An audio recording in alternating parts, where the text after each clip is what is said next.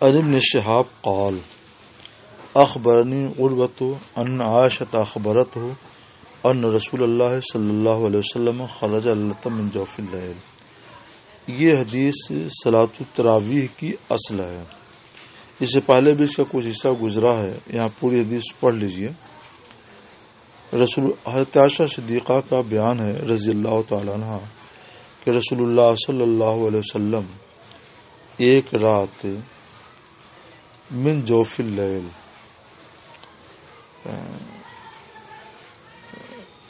ایک رات نکلے، یہ عشاء کے بعد کی بات ہے، اور آپ نے مسجد میں نماز پڑھی، یعنی نفل نماز. فصلی رجال بصلاته، تو صحابہ نے بھی آپ کی اقتداء میں نماز پڑھی. صحابہ نے دیکھا کہ یہ نئی نماز ہے، سرکار نے یہ پڑھی نہیں کبھی، تو صحابہ نے یہ نماز آپ کی اقتداء میں پڑھی. صبح ہوئی تو لوگوں نے چرچا کیا. فاجتمعوا اکثر منہم، تو دوسری شب زیادہ لوگ جمع ہو گئے اور انہوں نے حضور صلی اللہ علیہ وسلم کے ساتھ یہ نماز پڑھی. فصلوا معه، حضور کی اقتداء میں دوسرے روز بھی یہ نماز پڑھی. یہ وہی نماز تراویح تھی. صبح ہوئی تو چرچا ہوا. چرچا ہونے مطلب یہی تھا کہ یہ نئی نماز تھی. لوگوں نے چرچا شروع کر دیا، سرکار نے آج ایک نئی نماز پڑھی ہے، ہم نے شرکت کی، نئی نماز پڑھی ہے. سرکار صلاۃ اللیل تو پہلے بھی پڑھتے تھے، بعد میں بھی پڑھتے رہے، اس کا چرچا نہیں ہوتا تھا. اس کا چرچا اسی لیے ہوا کہ نئی نماز تھی اور وہ نماز تراویح تھی. چونکہ رات میں پڑھی گئی اس لیے صلاۃ اللیل کہہ سکتے ہیں. فصلوا معه، تو دوسری شب آپ کی اقتداء میں بہت سے لوگوں نے نماز پڑھی. صبح ہوئی تو پھر چرچا ہوا. سرکار نے آج دوسری شب بھی ایک نئی نماز پڑھائی. فکثر اہل المسجد من اللیلۃ الثالثہ، تو تیسری شب میں اہل مسجد کثیر ہو گئے. رسول اللہ صلی اللہ علیہ وسلم باہر آئے، یعنی حجرے سے باہر. فصلوا بصلاتہ، اور انہیں نماز پڑھائی. صلو مت پڑھیے گا، صلو امر کا صیغہ، یہ صلو انہیں نماز پڑھائی. تو 3 رات سرکار علیہ الصلوۃ والسلام نے جماعت کے ساتھ تراویح کی نماز پڑھائی. جب چوتھی رات ہوئی تو مسجد نمازیوں سے تنگ ہو گئی، عاجز ہو گئی، یعنی تنگ ہو گئی. تو سرکار نکلے ہی نہیں، یہاں تک کہ سرکار فجر کی نماز کے لیے باہر آئے. لوگ بیٹھے انتظار کرتے رہے، انتظار کر کے چلے گئے، اور سرکار جب فجر کی نماز سے وقت ہوا تب باہر تشریف لائے. جب فجر کی نماز ادا کر چکے تو اقبل الناس، لوگوں کی طرف متوجہ ہوئے اور آپ نے تشہد پڑھا، اشہد ان لا الہ الا اللہ واشہد ان محمد رسول اللہ. پھر فرمایا اما بعد. یہی اما بعد تو دکھانا ہے کہ سرکار جب خطبہ دیتے تو اللہ کی حمد و ثنا اور تشہد کے بعد اما بعد کہتے. یہ سرکار کی سنت ہے. فَإِنَّ لَمْ يَخْفَى عَلَيَّ مَكَانُكُمْ، مکان میں میم مصدر میمی ہے، ظرف کے لیے نہیں، یعنی کونکم فی المساجد و اجتماعکم کے معنی میں ہے. میرے اوپر تمہارا مسجد میں جمع ہونا مخفی نہیں، میں سب دیکھ رہا تھا. آیا کیوں نہیں پھر میں پڑھانے کے لیے، لیکن مجھے اندیشہ ہوا کہ کہیں یہ نماز تمہارے اوپر فرض نہ کر دیا جائے. اگر میں نے اس پر مواظبت کر دی اور تم ایسے دلچسپی کے ساتھ آتے رہے تو اللہ تمہارے اوپر اس نماز کو فرض کر دے گا، اور تم اس سے عاجز رہ جاؤ گے تو گنہگار ہوگے اور بعد کی امت بھی گنہگار ہوگی.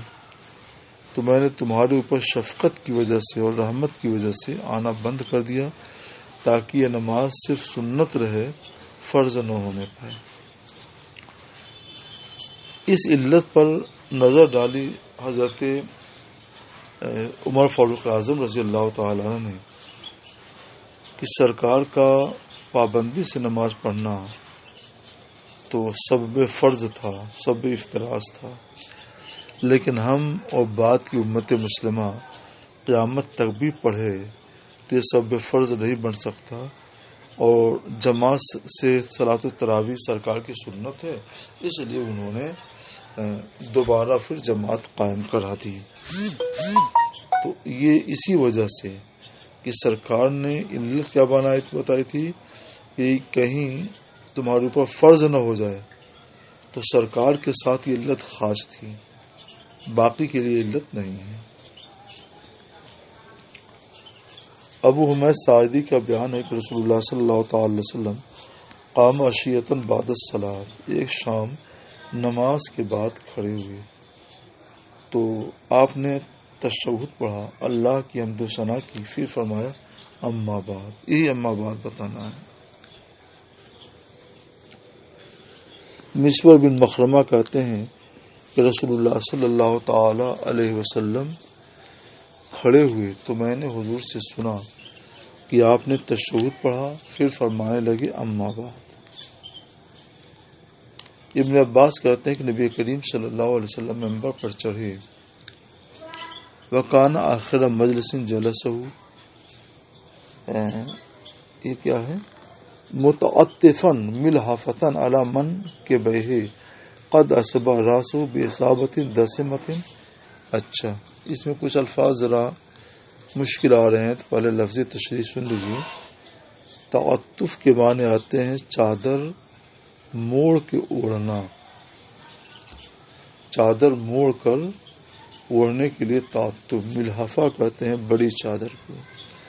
متعطفاً ملحفتاً اوڑھے ہوئے تھے چادر کو، اور کس طور پر اوڑھے ہوئے تھے، موڑ کر، ایک کنارے کو دوسرے کندھے پر ڈالے ہوئے تھے، علی من کے بہ، دونوں موڑوں پر، کہ داہنا کنارہ بائیں موڑے پر ڈال لیا اور بایاں کنارہ داہنے موڑے پر ڈال لیا۔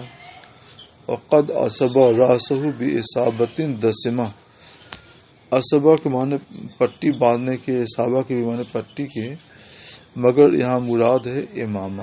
امامہ بھی پٹی طرح سے باندھا جاتا ہے، اس لیے اصبع کا لفظ استعمال کیا۔ دسمہ کا معنی ہے جس میں تیل لگا ہوا ہو۔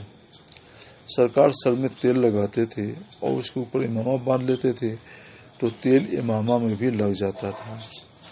اس سے یہ معلوم ہوا کہ سر میں تیل لگانا سرکار علیہ الصلوۃ والسلام کی سنت ہے، اور ٹوپی یا امامہ میں تیل لگ جائے تو یہ کوئی خراب بات نہیں ہے۔ اب ترجمہ کیجیے۔ اور یہ آخری مجلس تھی جو رسول اللہ صلی اللہ تعالی وسلم اپنے مونڈھوں پر چادر اوڑھ کر منبر پر تشریف فرما ہوئے۔ آپ کے سر پر ایک تیل لگا ہوا امامہ بندھا ہوا تھا۔ آپ نے اللہ کی حمد و ثنا کی، پھر فرمایا ایھا الناس الیہ، اے لوگ، الیہ اجمو الیہ، صابو الیہ، میرے پاس آ جاؤ۔ فصابو، تو سب لوگ رسول اللہ کی قریب آ گئے۔ پھر حضور نے فرمایا اما بعد، یہ اما بعد بتانا ہے۔ اس کے بعد سرکار نے کتنی اہم بات بیان کی ہے وہ دیکھنے کی ہے۔ فإن هذا الحي من الانصار یقلون، اس کا حاشیہ نمبر 3 آپ لوگ پڑھ لیجئے گا، میں نہیں دیکھ سکا ہوں، لیکن اس میں کوئی خاص بات ہونی چاہیے، ضرور پڑھ لیجیے اس کو۔ یہ انصار کا یہ قبیلہ کم ہوتا جائے گا، وَيَكْثُرُ النَّاسُ، اور لوگ بڑھتے جائیں گے۔ یہ سرکار علیہ الصلوۃ والسلام کے علوم غیبیہ کی یہ اخبار غیب سے ہے کہ سرکار علیہ الصلوۃ والسلام نے یہ غیبی خبر دی کہ انصار کا جو قبیلہ آج بڑی تعداد میں ہے، یہ قبیلہ کم ہوتا جائے گا اور دوسرے لوگوں کی تعداد بڑھتی جائے گی۔ فمن ولی شیئا من امت محمد، تو امت محمد صلی اللہ علیہ وسلم میں سے جو کچھ کا مالک ہوا تو وہ استطاعت رکھے کسی کو ضرر پہنچانے کی یا نفع پہنچانے کی۔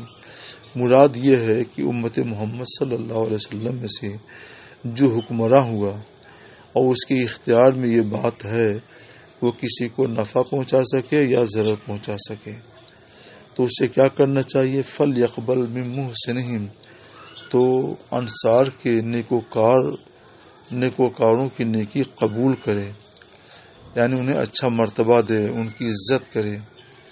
وَيَتَجَاوَزُ عَن مُسِيئِهِمْ، اور ان کے جو خطا کار ہیں ان سے درگزر کر جائے، انہیں معاف کرے، کیونکہ انہوں نے نبی صلی اللہ علیہ وسلم کی اور مہاجرین صحابہ کی بڑی خدمت کی ہے، تو ان کی خدمت کا تقاضا یہ ہے کہ ان کے ساتھ حسن سلوک کیا جائے، کوئی ان کا خطا کار ہو تو اس سے بھی صرف نظر کر دی جائے۔ یہ سرکار علیہ الصلوۃ والسلام کے علم غیب پر دلالت کرتا ہے۔ آج وہی ہوا کہ انصاری صحابہ کی تعداد دنیا میں بہت کم ہو گئی۔ یہ جو فرنگی محل کے لوگ تھے یہ انصاری صحابہ میں ہیں، یہ انصاری صحابہ کی اولاد سے ہیں۔ باب القعدۃ بین الخطبتین یوم الجمعہ، جمعہ کے دن دو خطبوں کے درمیان قعدہ کا بیان۔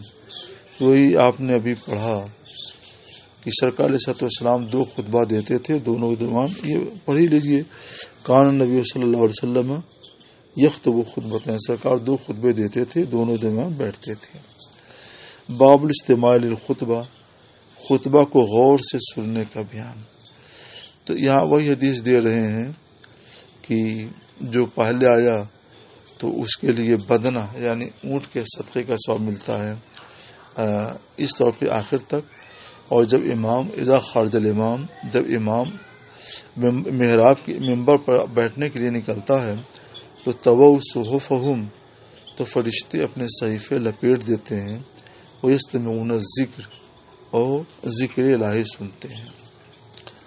باب اذا رأى الامام رجلا جاء وهو يخطب امره ان يصلي رکعتین، جب امام نے کسی آدمی کو آتے ہوئے دیکھا کہ آیا ہے اور امام خطبہ دے رہا ہو تو وہ اسے حکم دے کہ 2 رکعت نماز پڑھے۔ جابر بن عبداللہ سے روایت ہے، فرماتے ہیں کہ ایک شخص آیا اور نبی کریم صلی اللہ علیہ وسلم جمعہ کے دن لوگوں کو خطبہ دے رہے تھے، تو سرکار نے فرمایا اے فلاں تم نے نماز پڑھی؟ تو عرض کیا نہیں، تو سرکار نے فرمایا کھڑے ہو جاؤ، فرقہ اور نماز پڑھو۔ صرف رکوع کرنا نہیں مراد ہے، بلکہ بولا گیا ہے جز اور مراد لیا گیا ہے کل، اٹھو اور نماز پڑھو۔ اب یہاں پر ایک دقت یہ پیش آتی ہے کہ جب امام نکل آئے محراب ممبر پر بیٹھنے کے لیے تو اس وقت نماز بھی ممنوع ہے اور کلام بھی ممنوع ہے، تو سرکار علیہ الصلوۃ والسلام نے ان کو اجازت کیسے دی؟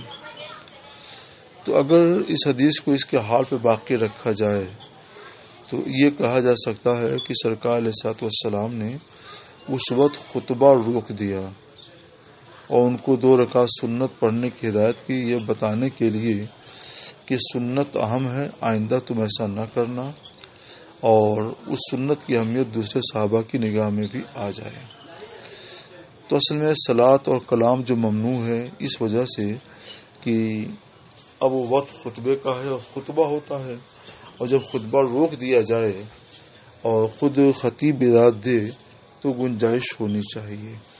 یہ ایک توجیہ ضعیف کہہ سکتے ہیں اس کو، لیکن اس کی صحیح توجیہ یہ ہے کہ یہ گفتگو یہ بات اس وقت کی ہے جب نماز میں کلام کی اجازت تھی۔ خطبہ بھی نماز ہی کے حکم میں ہے، تو جیسے نماز میں کلام کی اجازت تھی ویسے خطبہ میں بھی کلام کی اجازت تھی، اس وقت کی یہ بات ہے۔ اور جب نماز میں اور خطبہ میں کلام کو ممنوع قرار دے دیا گیا، منسوخ کر دیا گیا، تو اس کے بعد پھر ایسا نہیں ہوا، اس لیے اب کسی کو یہ اجازت نہیں ہے کہ امام خطبے کے لیے جائے تو وہ سنت پڑھے۔ باب اذا رأى الامام رجلا، اچھا یہ تو ہو گیا، من جاء والامام یخطب صلی رکعتین خفیفتین، جو مسجد آیا اس حال میں کہ امام خطبہ دے رہا تھا تو وہ 2 مختصر رکعتیں نماز کی پڑھے۔ یہ وہی حدیث ہے اور اس کی توجیہ وہی ہے مکمل. باب و رفیع الیدین فی الخطبہ، خطبہ میں دونوں ہاتھوں کو بلند کرنے کا بیان، یعنی دعا کے لیے. انس فرماتے ہیں رضی اللہ تعالیٰ عنہ، کسی دوران کہ نبی صلی اللہ تعالی علیہ وسلم جمعہ کے دن خطبہ دے رہے تھے. اس قام رجل کہ ایک شخص کھڑا ہو گیا، عرض کی یا رسول اللہ حلقل قراغ، گھوڑے ہلاک ہو گئے. حلق شاہ، بکریاں ہلاک ہو گئیں. تو آپ اللہ سے دعا کریں کہ یسقینا، کہ وہ ہم پر بارش نازل کرے. فمد یدہ، سرکار نے اپنے ہاتھوں کو دراز کیا. وہ دعا، اور دعا فرمائی. ہاتھوں کو دراز کرنا کیا ہے؟ وہی ہاتھوں کو دعا کے لیے اٹھانا. یہاں پہ بھی نماز کے خطبے کے دوران ایک صحابی کا کھڑے ہو کر گزارش کرنا مذکور ہے. تو یا تو اس کی اجازت ہوئی عذر شرعی کی وجہ سے، کیونکہ اس وقت شدید قحط پڑا ہوا تھا، لوگ پانی کی وجہ سے بے حال ہو رہے تھے، درخت خشک ہو چکے تھے، جانور مر رہے تھے، لوگوں کا برا حال تھا. تو لوگوں کی، مویشیوں کی جان بچانے کے لیے وہ کھڑے ہو گئے کہ سرکار دعا فرمائے. تو آپ سوچیں گے کہ اسی وقت کیوں کھڑے ہو گئے؟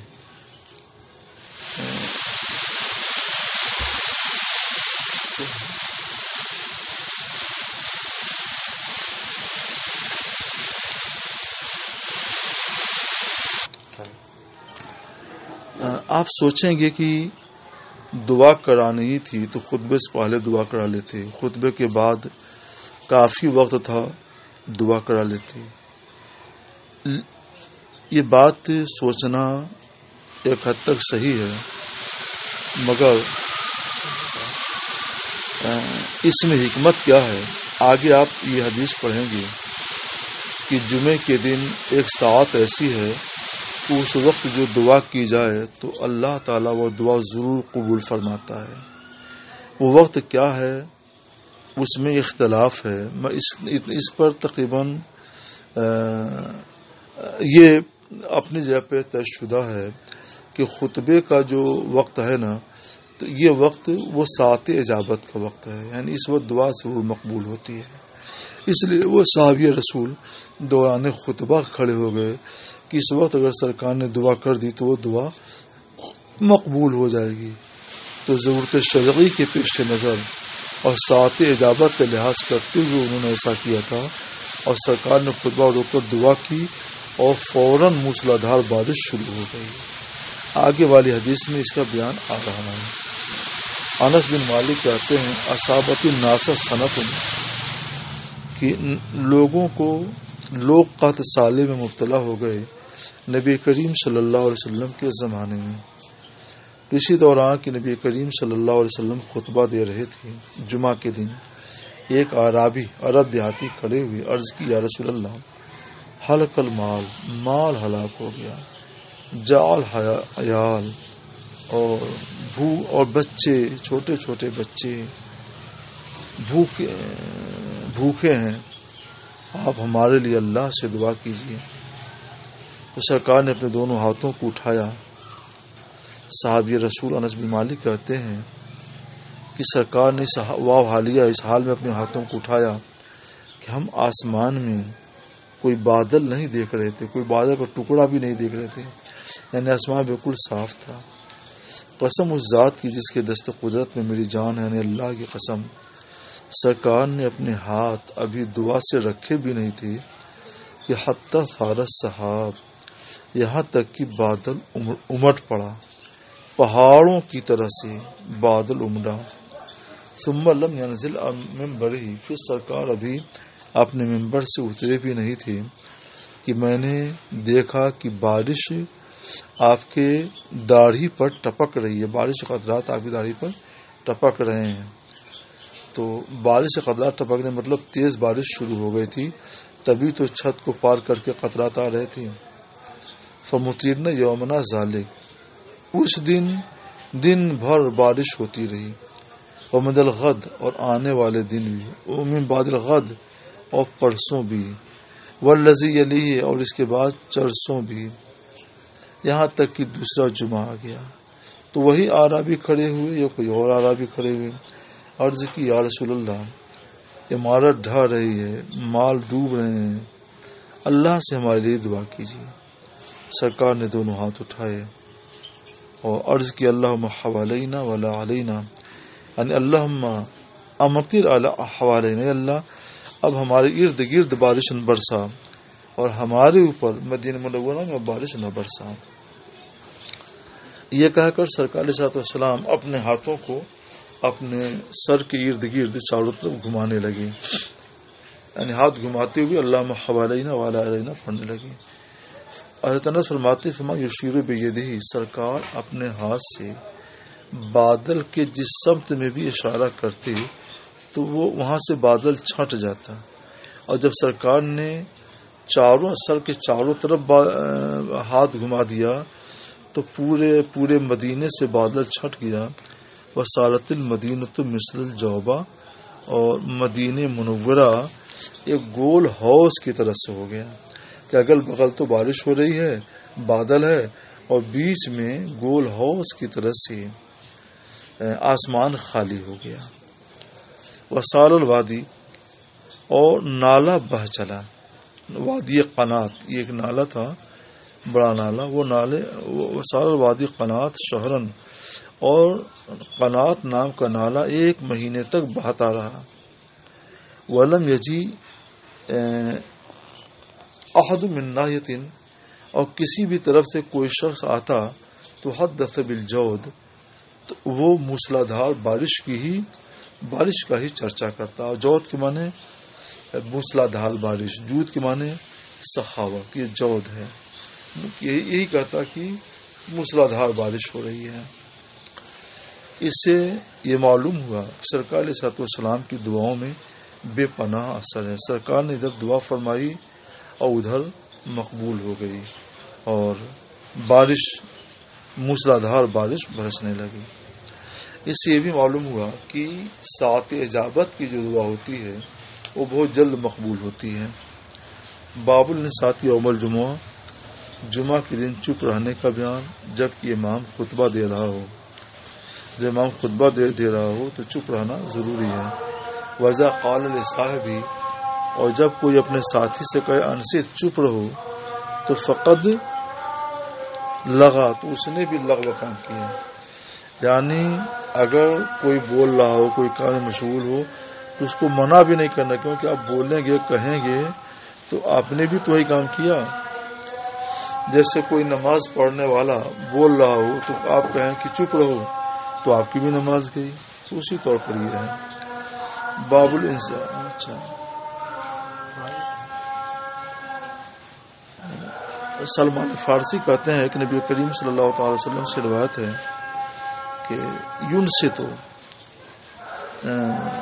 چپ کرا سکتا ہے جب امام کلام کرے. تو یہ ان کا اپنا موقف ہوا، اور اصل مذہب یہی ہے کہ نہیں. ابو ہریرہ کا بیان ہے کہ رسول اللہ صلی اللہ تعالی علیہ وسلم نے فرمایا اذا قلت لصاحبک، جب تم نے اپنے بغل کے ساتھی سے کہا جمعے کے دن انصت، چپ رہو، اور امام خطبہ دے رہا ہو، فقط لغوتا، تو تم نے بھی لغو کام کیا. یہ نہیں ہونا چاہیے. باب الساعۃ التی فی یوم الجمعہ، اس جمعہ کے دن مخصوص ساعت کا بیان، جس ساعت میں دعا مقبول ہوتی ہے. اسی طرح میں اشارہ کر رہا تھا. ابو ہریرہ کہتے ہیں کہ رسول اللہ صلی اللہ تعالی وسلم نے جمعہ کے دن کا ذکر کیا تو فرمایا کہ اس میں ایک گھڑی ایسی ہے کہ جو بندہ مسلم اس ساعت کو پائے اس حال میں کہ وہ کھڑا ہو کر نماز پڑھ رہا ہو، اللہ سے کچھ سوال مانگ رہا ہو، تو اللہ تعالیٰ اس کو ضرور عطا فرمائے گا. وہ اشارہ بیدی، اور سرکار نے اپنے ہاتھ سے اشارہ کرتے ہوئے یقللھا، اشارہ کرتے ہوئے بتایا کہ اس کی قلت بتائی کہ وہ ساعت مختصر ہے، قلیل ہے، زیادہ نہیں ہے. یعنی یہ بتایا ہاتھ سے اشارہ کرتے ہوئے کہ جمعے کے دن ایک ساتھ انگلی پر کس اشارہ کرتے ہوئے بتایا ایک ساتھ قلیل ایسی ہے کہ جو اس وقت میں نماز پڑھے اللہ سے سوال کرے تو اللہ تبارک و تعالی اس کی دعا ضرور قبول فرمائے گا. وہ ساتھ کب سے کب تک ہے؟ تو اس سلسلے میں بڑے کثیر اقوال ہیں ہمارے شارحین حدیث اور علماء کے. میں دیکھ رہا ہوں محشی کو کہ انہوں نے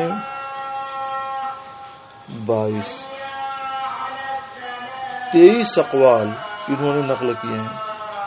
وہ ساتھ ہے جاوہ فلاں ساتھ ہے، وہ فلاں ساتھ ہے، وہ فلاں ساتھ ہے. تو ہم سب کو کیا بیان کریں؟ حاشیہ کے سامنے اس کو ملا لیجیے گا. بس اتنا یاد رکھیے کہ جب امام منبر پر بیٹھتا ہے اس وقت سے لے کر ایک قول یہ ہے کہ نماز جماعت سے فارغ ہونے تک وہ وقت اجابت ہے، اور ایک قول یہ ہے کہ عصر کے وقت تک وہ ساتھ باقی رہتی ہے. تو میرے نزدیک یہ دونوں قول زیادہ مناسب ہیں. آپ لوگ ان کو اختیار کیجیے، لیکن معلومات میں رکھنے کے لیے یہ حاشیہ آپ لوگ ضرور پڑھ لیجیے.